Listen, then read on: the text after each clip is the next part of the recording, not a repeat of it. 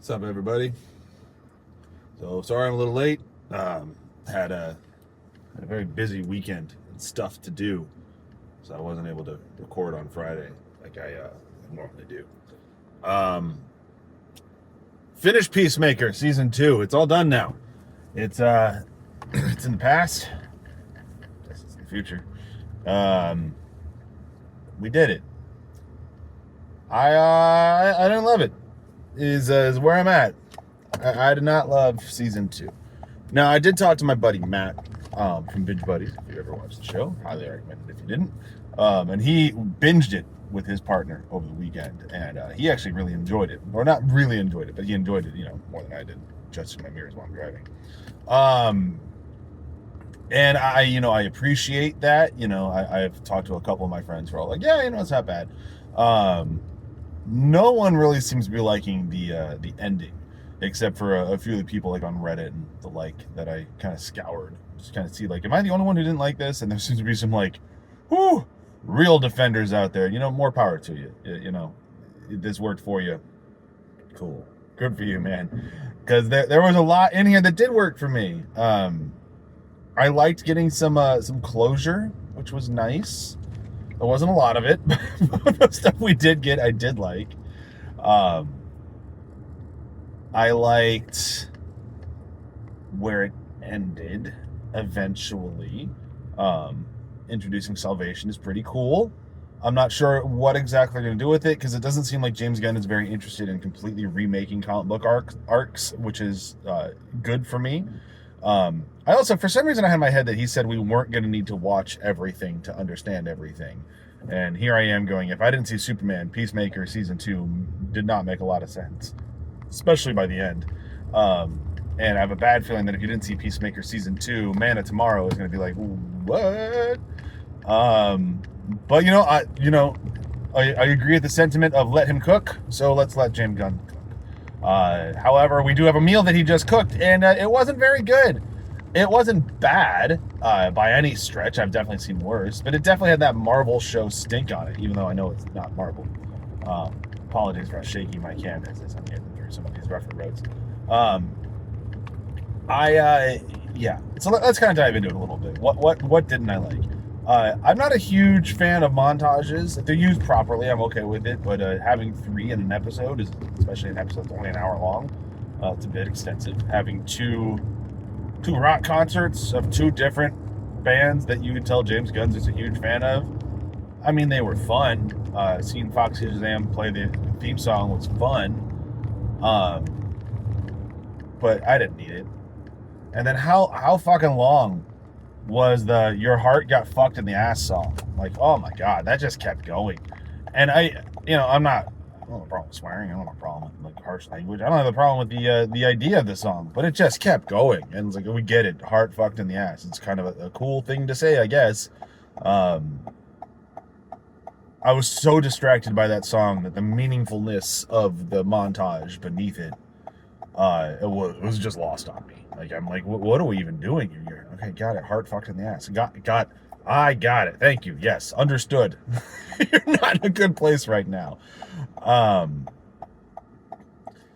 But yeah, so the bigger issue for me is just it's got to be Rick Flag to a certain degree. Like, and I've seen some people break down like how his arc makes sense from Creature Commandos to Superman to now Peacemaker Season 2, as he's getting more and more desperate to fight someone.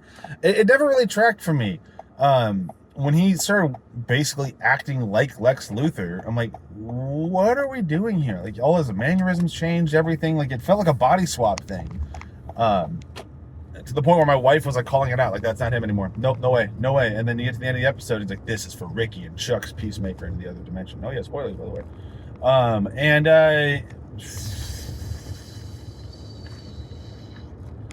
don't know. I don't know. I agree that it did feel out of character. Like, yes, he's been going through the ringer, that's for sure. Peacemaker killed his son. That would motivate any father to do something drastic, I think. Well, not any father, but many fathers. But they never addressed a lot of things. They never addressed the fact that, Peacemaker was gonna say pulled the trigger, used the ceramic tile stabber, which is, fine. But it wasn't his call. That was Amanda Waller's call. So I kept waiting for this, Rick Flag is gonna go as soon as he figures out who Adebayo is. He's gonna go after Adebayo. Like, she took my kid, I'm gonna take her kid, something like that. But no, he just was really mad at Chris, and it's like, oh, okay, well, I guess that's all that is. And then we have the entire first half of the season that's kind of about this lopsided friendship between Peacemaker and Vigilante, or at least not the whole half, but there's a lot of moments that kind of address it. They even address it in this episode where Harcourt's talking to Chris, doing that again. Chris saying, you can be nicer to him. He clearly loves you. He wants to be your best friend. That's all he wants. And Chris is like, yeah, but that's kind of weird. And that's the closure we get, is that Chris is just sort of fine being a dick to Vigilante. And then in the that final moment, Vigilante's like, you're my best friend. And he just is just cool with it. So what was the point of all that? I honestly don't know. But then for me, the cream of the crop, bananas bullshittery of the episode comes to that conversation. The pep talk, if you will, the sky beam of emotional support in comic book movies. The pep talk. Are you down on your luck? Are you having trouble fighting that boss who's wearing the same suit as you but shooting different colored orbs than you shoot? Have I got the solution for you? The pep talk. I'm not a fan. We just saw Chris get his, not a Nazi dad stabbed to death in the neck brutally. Immediately afterwards, his brother held down by all of his friends and gut stabbed. Screaming, what the fuck is wrong with all of us? Some of the most effective, heart-wrenching, brutalizing trauma I've seen happen to a character on screen. And that was just tough. But it was very, very well done. And you're like, oh man, if this is where this was going, okay, I guess this is why we weren't getting to know these people, because it's not about these people, it's about the trauma. And okay, yeah, I can get all this. And Chris ends that episode with basically turning himself in, wanting to be punished because nothing else can punish him beyond just the system at this point. Okay, got it. They figure out by using all the drug money that Vigilante has accumulated over the year, which is hilarious, to bail him out. Surprised he can make bail, given the super secret governmental agency that he's a part of. And okay, fine, sure, yeah, he can get bail. Why not? So he gets bailed. He goes and starts living in a motel, which I guess is something, happens. Happens to the best of us at times. He's living in a motel, real bummed out. Got Eagly back, so at least it's that. Eagly, the Prime Eagle, that shit never came back. That was it. It was a one-off joke just to give Michael Rooker some union hours, I guess. What was the point of all that? None. Jesus. But yeah, so he's back in this thing. He has his whole, no, I'm not worth this. Why are you guys even here? And then he gets the Adebayo pep talk. We're the 11th Street kids. You make me better. You make us better. All of us here because of you. Even Economos. And Economos always catches strays, which I do enjoy that. Just and he's the biggest coward I've ever seen. What the hell? I like that stuff. But then, yeah, and then he's like, okay. And then he just needs that one extra little bit. That one little bit. And he asked Harcourt, did it mean anything? Did the kiss mean anything to you? The whole, no, they didn't hook up. They just kissed in the boat. Whatever. I'm fine with that one. And then she's like, it meant everything to me. And then he's dancing. And he's having a great time. And everything's okay. He got his dad killed. I don't care. A girl likes me. I got my brother stabbed. I don't care. A girl likes me. And it's like, what? And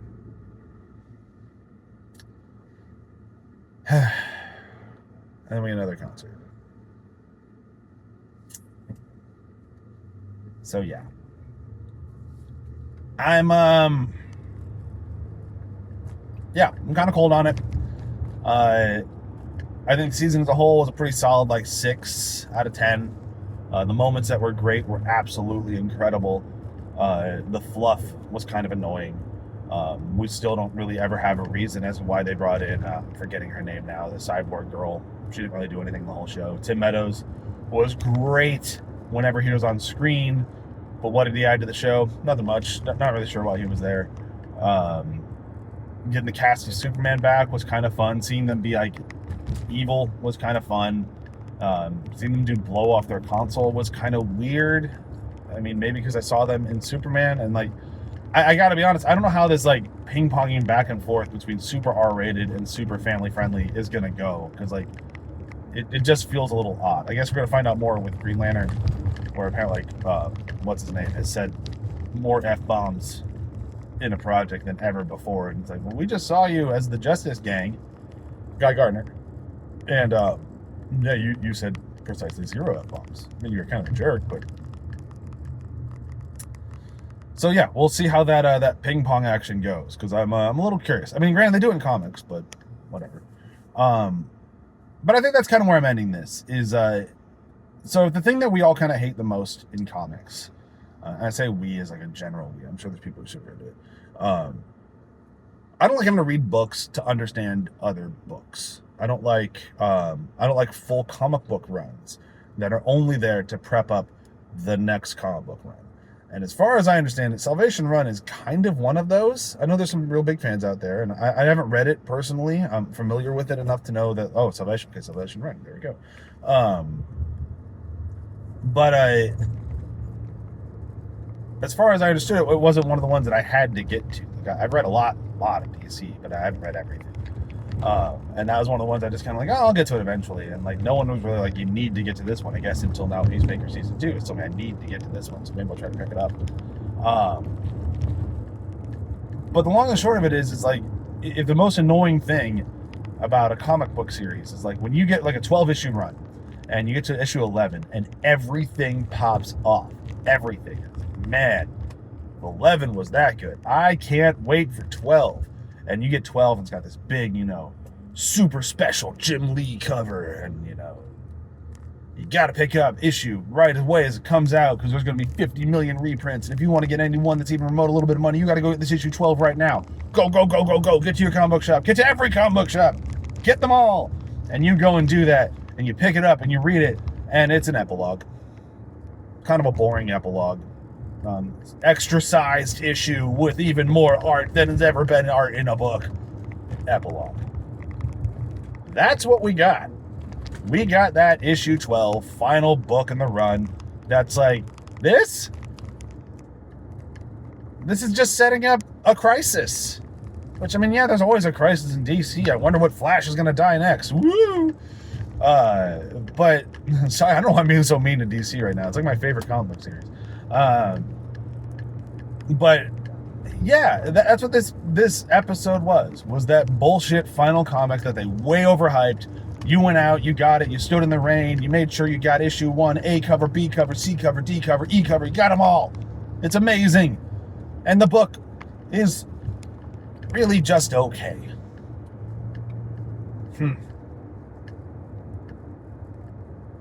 So there we have it. I've reviewed all of Peacemaker in my car. 8 weeks, 8 episodes. It was a lot of fun to do it, even if I didn't really love the show that much. Kind of ended a little bit cold on it. Season 1's still amazing. But I'm glad I did it. And, something that I mentioned in the very first episode, going all the way back, that I feel like I should bring up here as the finale of this thing. The opening song. The opening song first started. Again, apologies for the camera. That's going nuts. The opening song first started. I heard the Foxy Shazam having a rough fucking year. I'm like, the song's okay. I'm not a big Foxy Shazam guy, I'm sorry. Song's okay, the dance is okay. Clearly not everybody is as good of a dancer as they were in the first season. Why are they not wearing their suits so much? I just had a lot of questions, and I was kind of cold on it. By the end of the series, so 8 weeks later, having James Gunn shove this song down my throat on a weekly basis, I have now started listening to it on Spotify repeatedly. I listen to it while I go running. I listen to it while I drive. I've watched that opening sequence a bunch of times. I watched somebody stop motion animate it with some action figures. I'm sold on the Fox Shazam song. I'm sold on the opening. I'm a real big fan of it, and I might even like it more than season 1. So there we go. I told you it could grow on me. It really did. I'm gonna binge this show again. I'm gonna try to watch it all as quickly as I can. You know, like maybe like 1 a day, 2 a day, something like that. And I might do another one of these and say, like, was it better binge? Now knowing where it's going, do I enjoy it more? Kind of like a wrap up on this. But that's it. I'm gonna sign off. You know, if you've been enjoying these, please link them, please like them, please subscribe to them. And maybe I'll pick a new show. I'm not sure what shows are coming out that I'd actually want to do one of these for. I know Wonder Man's coming out, but I still haven't turned my Disney Plus back on since they were such fucking dicks to Jimmy. So I might not be watching Wonder Man, but yeah, we'll figure something out. Oh, and be sure to check out Binge Buddies right now, where we're finally doing Texas Chainsaw Massacre, which has been a ton of fun. Those movies are ridiculous. And for Ryan, hook 'em horns. Bye.